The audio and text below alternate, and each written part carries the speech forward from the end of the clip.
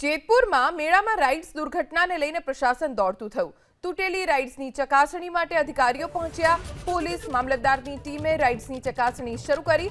પોલીસે તાત્કાલિક મેળો બંધ કરાવ્યો। યાંત્રિક કમિટી તરફથી તમામ રાઇડ્સનું ચેકિંગ કરવામાં આવશે। વિવિધ અભિપ્રાયો બાદ જ રાઇડ્સ ફરી શરૂ કરાશે।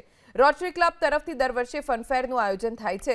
તૂટેલી રાઇડ્સ રિપેર કરી ફરી લગાવી દેતા મામલતદારે તપાસના આદેશ કર્યા। યાંત્રિક ટીમ તપાસ કરીને સંપૂર્ણ અહેવાલ આપશે। પ્રાથમિક દ્રષ્ટિએ રાઇડ સંચાલક અને આયોજકની ગંભીર બેદરકારી જોવા મળી। અમે તપાસ કરી એટલે ત્યારે તો પહેલા એવું હતું સિવિલ હોસ્પિટલમાં અને રાતે પછી અમે પ્રાથમિક અહેવાલ અને ટૂંકમાં પોલીસને કીધું ભાઈ બીજી કોઈ દુર્ઘટના ના ઘટે એટલે અત્યારે તમે બંધ કરાવી દો।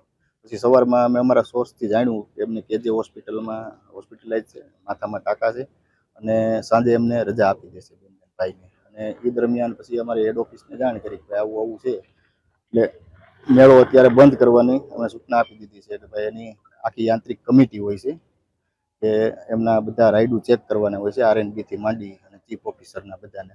એટલે હવે એમને મેળો ચાલુ કરવો હશે તો એમને પહેલાં એમના બધાના અભિપ્રાય લેવા પડશે, પછી એમાં પ્રાંત સાહેબ નિર્ણય લેશે। એટલે અત્યારે હાલ તુરંત મેળો બંધ કરવાની સૂચના